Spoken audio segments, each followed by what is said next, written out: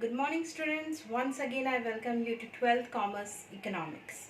We are going with current challenges facing Indian economy and we are going with challenge that is employment. Today we are going to start with part 3.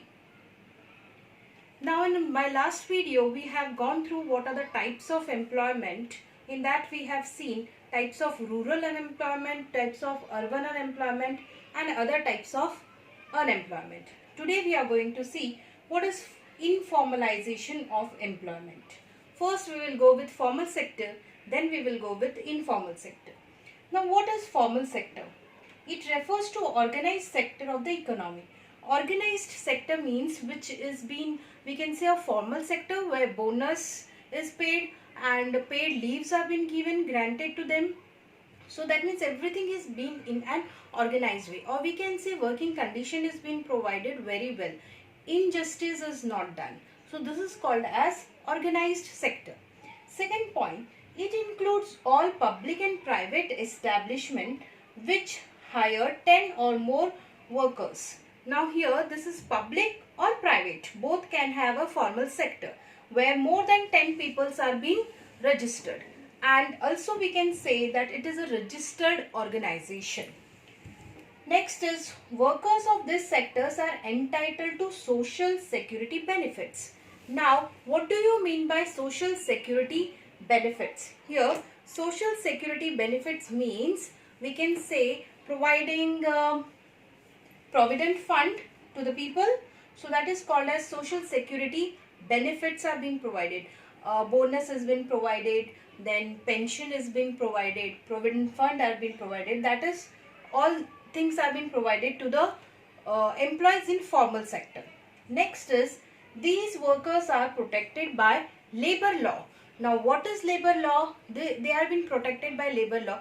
Labor law we can say where no unfair treatment is given, or when the government gives any law for the labor, that law has to be followed by the organization which is formal organization.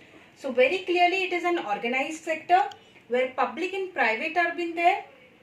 More than 10 members are employed and which are entitled to have social security benefits and which follow the labor law.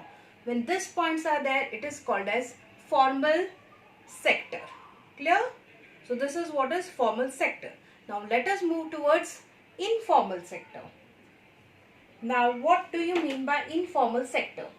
Informal sector refers to the unorganized group. Then it was organized and here it is unorganized sector of the economy, which is exactly opposite of formal sector. Informal it was bonus paid, paid leaves were granted, working condition was good, no injustice were there. Here it is unorganized. Now it includes all such private establishment, no public, private establishment who hires less than 10 workers. There it was more than 10 workers.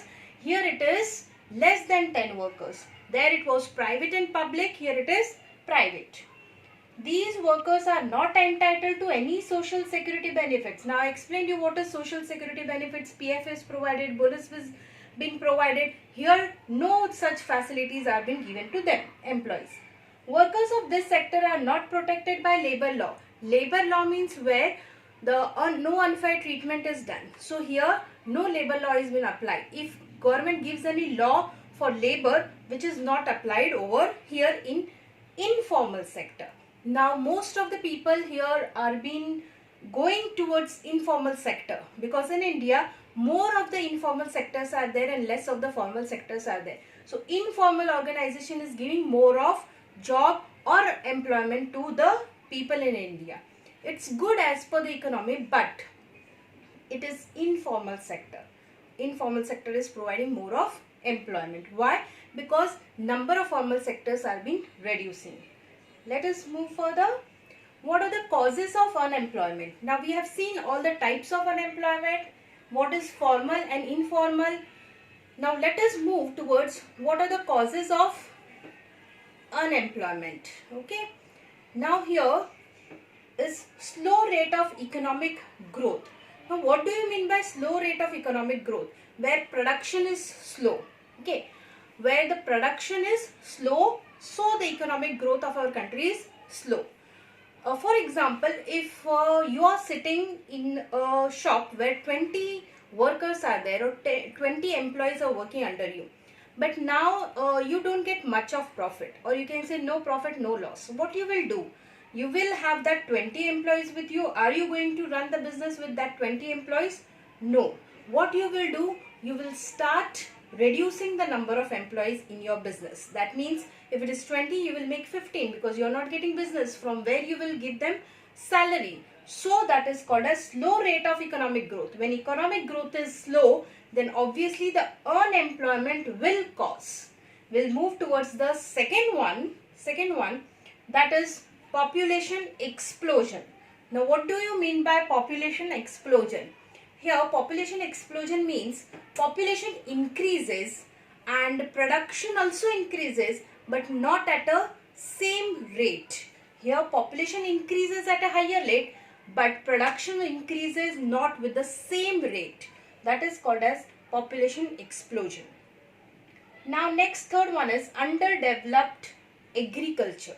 Now when we say underdeveloped agriculture, we can say that India has a prime occupation, that is agriculture. So here agriculture is called as traditional of our India, and where they use traditional method of production. That means more of labors are used and less of techniques are being used. More of labor intensive and less of technique incentive. So that should not be done. So it is called as underdeveloped agriculture. Now let us move towards the next one, that is defective education system. Now why we call our education system as a defective education system?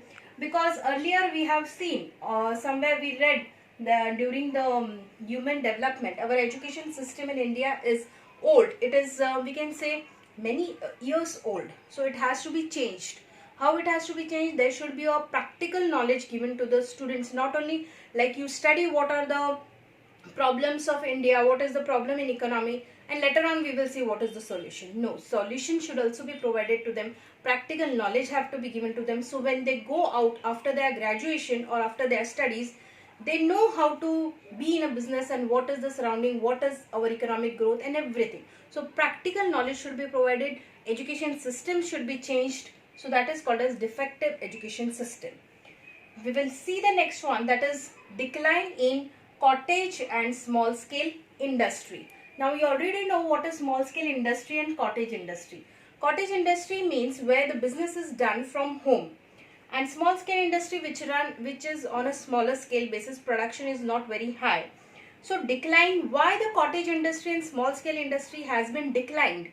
Because large industries have been growing, or we can say joint stock companies are growing, production of large industries are growing. So cottage industry and small scale industries are being ignored. They are declining. For example, if they do a production, but whatever the product is being produced is not accepted by the people, they accept the product which are being done by bigger industries.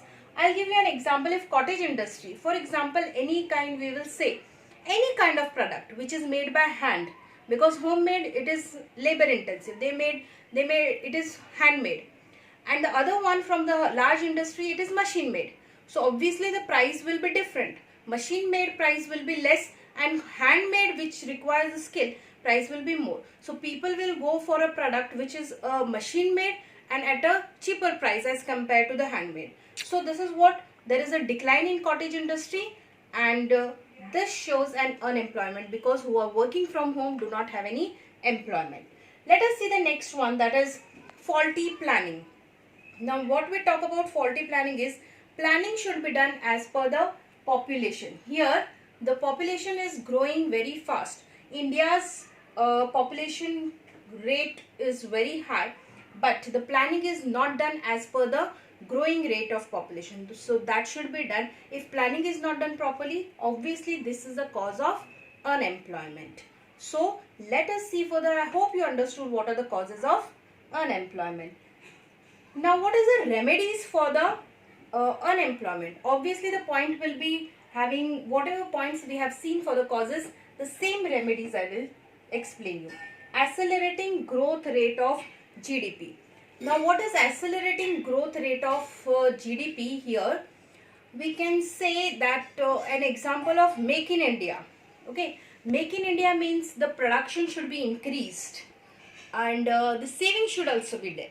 So we can force the people or we can promote the people to invest more rather than saving. We should not have the money saved with us in our bank, that is blocked. We block the money. That should not be done. Instead of that, we should invest that money somewhere. So that is also a motto of Make in India. That comes under the growth rate of GDP, so that our GDP will increase. So this can be a remedy for the unemployment. Now control over population. Now how can we control our population? That you can write in your own words, student. Government have giving the knowledge to citizen that there should be control over population.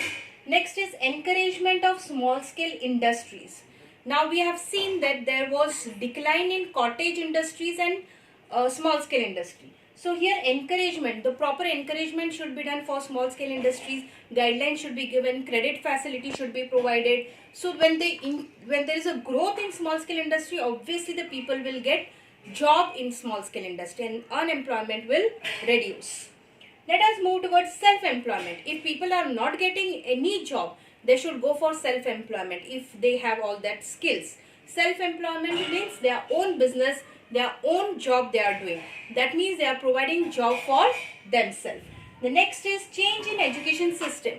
We have seen that our education system is very old education system. So education system should be changed, and you are a student, you know what changes you require. So you can write here by your own, in your own words, explain this point so that unemployment can be reduced.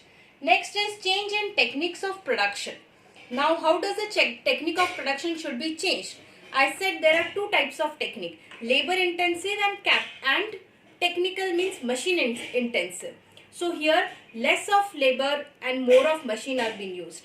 But here we should use more of labor, that is traditional method, so the laborers means workers means citizen will get a job and unemployment will be reduced. So these are the remedies or solution for the problem, that is unemployment. So here we have seen what are the causes of unemployment and what are the remedies of unemployment, and we finish with our challenge, that is unemployment.